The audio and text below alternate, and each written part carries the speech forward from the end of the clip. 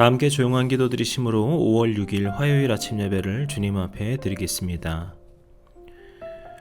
우리를 은혜 가운데 인도하시고 사랑으로 품어주시는 능력의 주님, 오늘 우리가 이 예배를 통하여서 주님의 그 말씀에 깊이 나아갈 수 있도록 우리의 마음을 오직 주님의 말씀으로 채워주시옵소서. 이 예배를 통하여서 드리는 그 모든 순간순간 가운데 그렇게 주님의 은혜 가운데 나아갈 수 있는 우리가 될 수 있도록 주님께서 주님의 위로의 영으로 성령의 능력으로 부어주시옵소서. 모든 말씀 예수님의 이름으로 기도드렸습니다. 아멘. 오늘 우리에게 주시는 하나님의 말씀은 시편 119편 81절에서 69절까지의 말씀입니다. 매일 성경교재 34, 35페이지를 참고하시면 되겠습니다.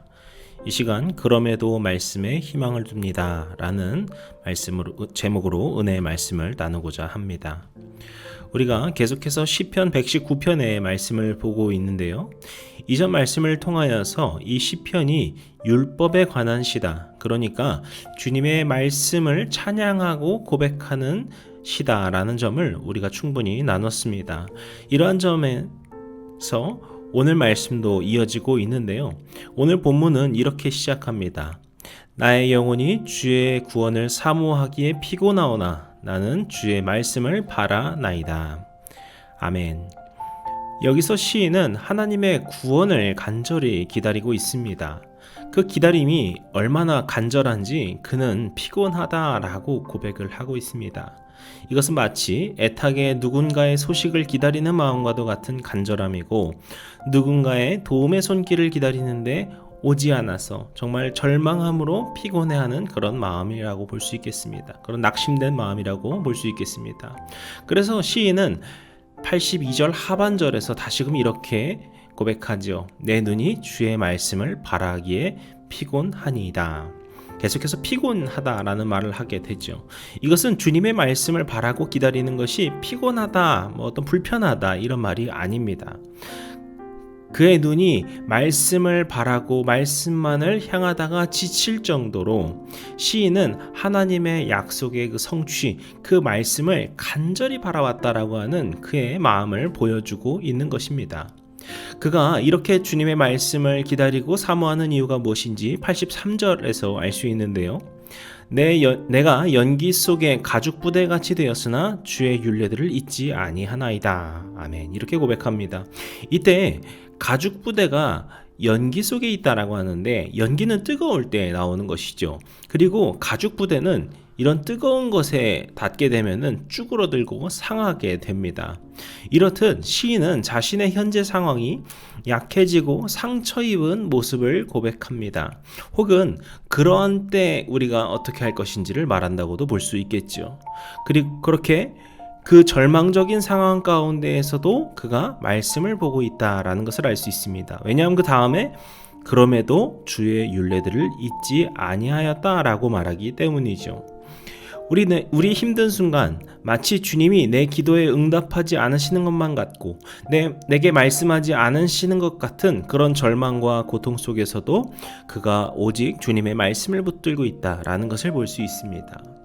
그렇습니다. 우리 삶에도 시련과 같은 일들을 겪으면서 우리의 영혼이 그을리고 피곤하고 지쳐 넘어지기도 합니다. 하지만 그런 가운데서도 주님의 말씀을 잊지 않고 붙드는 믿음, 이것이 바로 넘어지지 않고 다시 일어서는 비밀입니다. 그와 같이 우리도 삶의 어려움 가운데 있을 때 더욱 간절한 마음으로 주님의 말씀을 구해야 합니다. 그러면 주님께서 우리에게 그 말씀을 통하여 위로하시고 인도하시고 힘과 능력을 부어주시는 그러한 놀라운 역사로 임재하여 주실 것입니다. 그러면서 시인은 또 주님께 이렇게 묻습니다. 84절이죠. 주의 종의 날이 얼마나 되나이까? 나를 핍박하는 자들을 주께서 언제나 심판하시리이까? 그는 자신을 핍박하는 사람들, 그런 악인이 심판받지 않는 현실 앞에 괴로워하고 있습니다. 교만한 또한 85절 86절에서는 그 교만한 자들이 웅덩이를 파고 이유 없이 나를 핍박한다라고까지 토로하고 있죠. 참으로 뭔가 억울하고 고통스러운 상황에 있다는 것을 계속해서 비추고 있습니다. 그런데 그런 와중에도 그는 주의 계명은 신실하니다라고 그렇게 고백하고 있습니다. 하나님의 말씀은 변치 않기 때문에 지금 당장은 왜 이러는지 알 수 없을지라도 주님의 말씀은 언제나 우리에게 선하게 공의롭게 역사될 것이다. 그가 그렇게 믿고 있는 것이죠. 또한 시인은 어떠한 상황 속에서도 주님만을 붙들리라 라고 하는 것을 87절에서 고백합니다. 그들이 나를 세상에서 거의 멸하였으나 나는 주의 법도들을 버리지 아니하였사오니.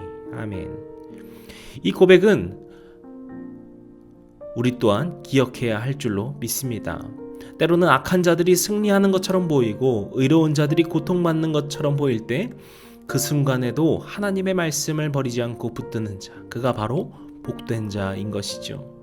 그래서 시인은 이런 절망의 순간에서도 오직 주님만을 붙들겠노라고 믿음으로 이렇게 고백합니다. 88절 앞부분이죠. 주의 인자하심을 따라 나를 살아나게 하소서. 아멘. 그의 소망은 하나님의 인자하심에 있습니다. 지금 이 상황이 너무나도 억울하고 속상할 수 있고 힘들 수 있지만 주님께서 인자하심을 믿기 때문에, 주님께서 공의로우심을 믿기 때문에, 주님의 그 자비와 은혜를 믿기 때문에 그는 자신의 힘으로 버티는 것이 아니라 하나님을 인하여서 그가 일어설 수 있고 버틸 수 있음을 고백하는 것이죠. 그 이후에 89절부터 96절까지에서 그는 계속해서 이제 하나님의 말씀을 놀랍게 고백하고 있습니다. 그 하나님의 말씀에 놀라우신 힘과 능력을 그는 찬양합니다. 지금 당장의 상황은 힘들지라도 주님의 말씀에 힘과 능력이 있기에, 하나님의 말씀이 영원히 흔들리지 않는 기준이기에 그는 굳건하게 다시 설 수 있다라는 것입니다. 하나님의 말씀 없이는 세상도 설 수 없고 나도 바로 설 수 없습니다. 오직 주님으로 말미암아 우리가 온전하게 설 수 있는 것이죠. 그렇게 주님의 말씀의 능력으로 그것을 믿는 믿음으로 살아갈 때 우리는 92절의 말씀과 같이 이렇게 고백할 수 있습니다. 주의 법이 나의 즐거움이 되지 아니하였다면 내가 내 고난 중에 멸망하였으리이다. 아멘. 사랑하는 성도 여러분, 우리가 주님의 말씀을 생명의 양식으로 기쁨의 근원으로 삼을 때 우리는 고난 중에도 살아남는다는 이 믿음의 고백을 우리의 삶에도 고백할 수 있을 줄로 믿습니다. 하나님의 말씀 위에 영원히 흔들리지 않는 삶을 우리가 세워갈 때 우리 삶에는 주님께서 주시는 풍성한 은혜와 축복을 경험할 것입니다.